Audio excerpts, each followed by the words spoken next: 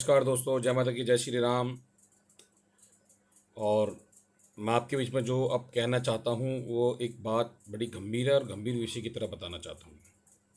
जैसे कि एसीपी विजय रस्तोगी जब सदर बाज़ार के अंदर थे और उनके रिटायरमेंट का साल 6 महीने रहते थे, तो उन्होंने सदर के अंदर बहुत अत्याचार करवाए लोगों के साथ में। प्रॉपर्टियाँ तुड़वाई, ज़बरदस्ती कब्जे करवाए, खाली करवाए, रातों रात ताले तोड़वा दिए दुकानों के। तो इस चीज़ पे कोई गौर नहीं कर पाया, बड़े महकमे के लोग गौर नहीं कर पाए। वो किस लिए गौर नहीं कर पाए, इनको मालूम नहीं था कि सबसे बड़ा हाथ इस इंसान का ही था। और जैसे जैसे लोगों के साथ काम होता गया, इसके रिश्तेदार चलते गए और ये काम करते गए। इन्होंने हज़ारों करोड़ों का घपला किया। घपला करने के बाद जब लोग बाग इनके काबू नहीं आते थे, कंप्लेंट करते थे, ये बदमाशों को बुलाया करते थे।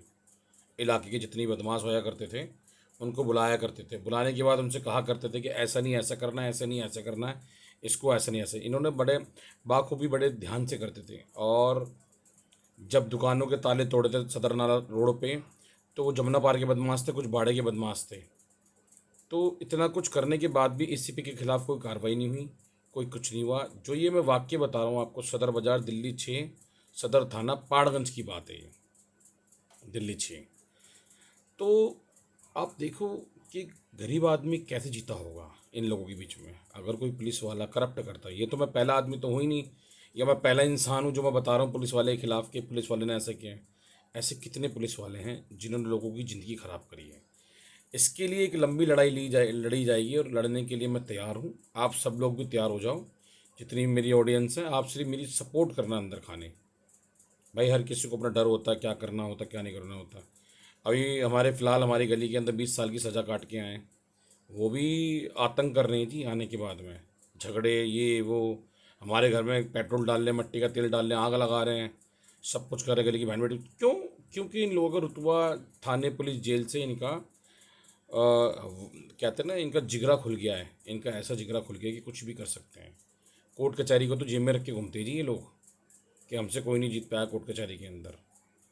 और भरी हुई प्रॉपर्टी खरीदते खाली कराते हैं, ज़बरदस्ती धमकियाँ दे के, चाकू छुरी लगा के, बंदूक दिखा के, हम ये कर देंगे, वो कर देंगे, फलाना कर देंगे, हम मर्डरियाँ। भाई लोग बाग तो डरते हैं मर्डरियों से। आप एक नहीं, तीन तीन चार चार वीडियो दिखाऊंगा भाई इनकी गली के अंदर कितने लोगों को मार पीट करते हैं। हमारे घर के अंदर हम सो रहे हैं, ज़बरदस्ती हमारे घर के अंदर पेट्रोल लेके घुस गई है।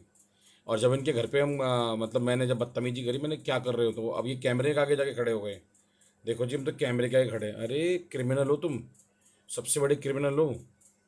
हाँ ठीक है, बदतमीजी हुई थी, बदतमीजी के साथ में हमारी गाली गलौच हुई थी और हमने कैमरा तोड़ा था, ना कि चुराया था। हमने चोरी का केस लगवाया था हम पे। ऐसा गंदा आदमी है।